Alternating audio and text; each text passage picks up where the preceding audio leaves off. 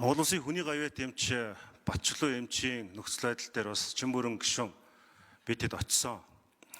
Тэгээд 461 дугаар анги дээр очиод тухайн үед бас бид нар үнэхээр тэр хүний биеийн нөхцөл байдал хэцүү байсан. За энэ үе дээр бас энэ хууль зүйн дотоод хэргийн сайд, оюун сайхны алтан гэрэл сайд, мөн шүүхийн шийдвэр гүйцэтгэх ерхий газрын Нандин болор хоорондоо цог жаргал, за нам сам зэрэг хүмүүс маш хурхан ажиллаж тэр хүний амийг аварсан. Энийг бас би одоо талархалтайгаар хэлмээр байна. За энэ хүндээ гэж хэлэхэд бол нэг хэвлэр гарцсан мэдээлэл учраас биеийн нөхцөл байдал асар хүнд, дараад нь эмнэлэгт хэвтүүлээд яаралтай хагалгаанд оруулсан.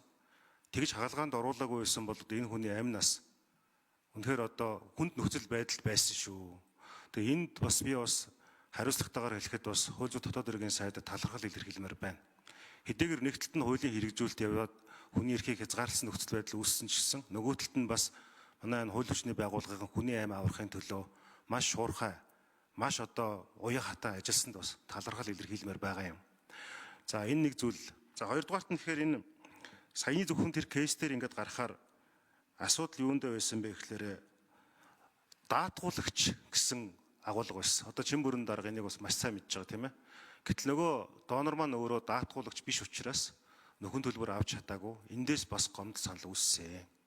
Тэр энэ бол одоо хүний амиар хэмжигдсэн бас кейс байгаа шүү дээ. Бас хүний амь насаар хэмжигдэхүйц үр дагавар дагуулсан ийм нөхцөл байдал үүссэн. Тэр цаашдаа энийг бас та улсын олон нийтэд хуулийн төсөл дээр яаж сууж байгаа талаар тайлбарлаж өгмөр байгаамаа. Монголчууд ч яадаг вэ гэхээр нөгөө амны бэлгээс аштын бэлэг гэд муу юм ярихгүйгээд мод тогшоод нулимдаг хүмүүс шүү дээ. Гэтэл яг амьдрал дээр яаж ийм ихлээр энэ төрлийн асуудлууд асар ихээр гардаг. Дахиад зовлон тулгараад тулаад ирэхээр энэ асуудал болоод байгаамаа. За Чимбүрэн даргаас хэдэн асуулт байгаа. Саяхан оны босгон дээр ч үлүүдээ ерөнхийлөгчийн ивэл дор энэ ордон нэг том арга хэмжээ болоод исэн энэ эрүүл мэндийн салбарын энэ мөнх сайхан сайд дээр зохион байгуулсан шүү дээ. Тэгээ тэн дээр харж байхад бол жилдээ ингээ баг би буруу сонсоогүй бол 200 орчим сая доллар зөвхөн Солонгос улс руу гараа авчиж байна. Тэр ер нь манайх жилдээ яг энэ одоо сая бол шинээр эрүүл мэндийн яам дээр нэг юм гадаадад эмчилж байгаа хүмүүсийн алба байгуулагдсан гэж би ойлголт авсан байгаа. Тэр энэ статистикийг мэдмээр байгаа юм. Өөрөөр хэлбэл одоо хичнээн хүмүүс хөлийн чандад энэ эд эрхтэн шилжүүлэх мэдсэлд ороод тэр нь ойролцоогоор ямар хэмжээний валютаар хэмжигдээд байгаа юм.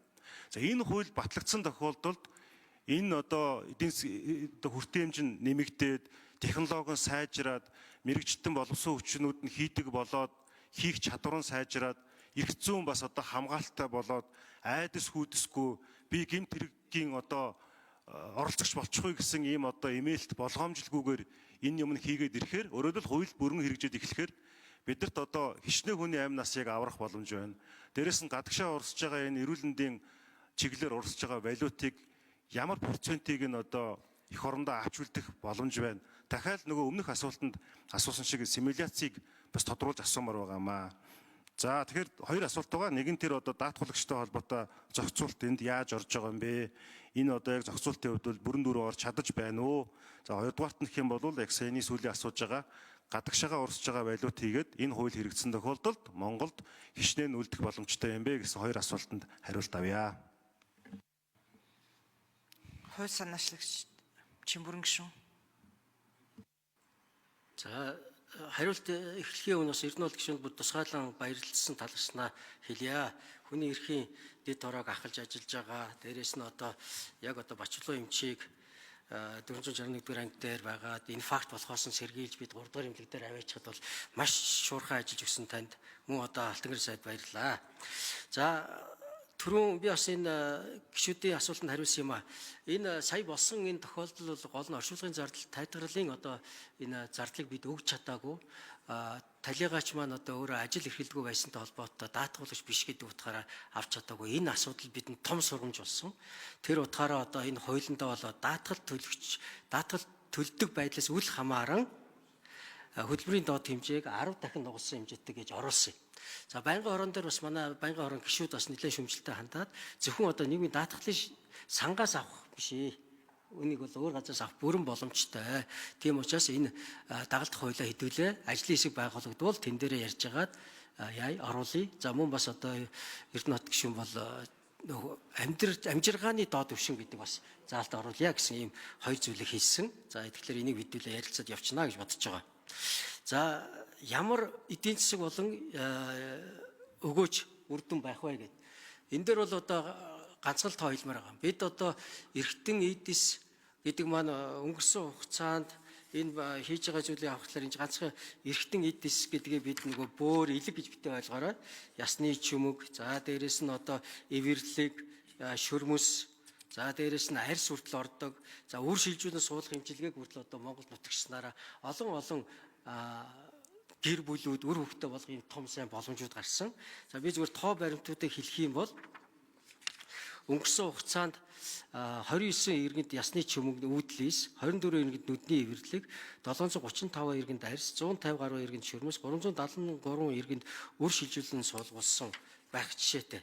За юуны элэг бөөрийн хувьд аваад үзэх юм бол 331 иргэнд бөөр шилжүүлэн суулгасан 362 иргэнд элэг шилжүүлэн суулгасан байх жишээтэй.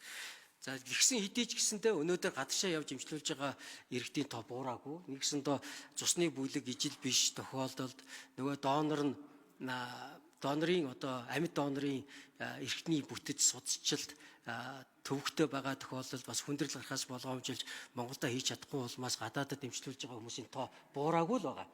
За зүгээр эрүүл мэндийн хөгжлийн төв, эрүүл мэндийн яамс хөгжүүлсэн тоог би одоо зөв санаж байгаа бол ойролцоогоор нэг өнгөрсөн хугацаанд 200 гаруй тэрбум төгрөг гадагшаа орсон хэвээрээ л байгаа. Энэ бол одоо бараг 70-80 сая доллар зөвхөн одоо нэрхтэн шилжүүлэн суулгахтай холбоотой гадагшаа орсон хэвээр байна л гэсэн үг. Тэгэхээр энийг бууруулах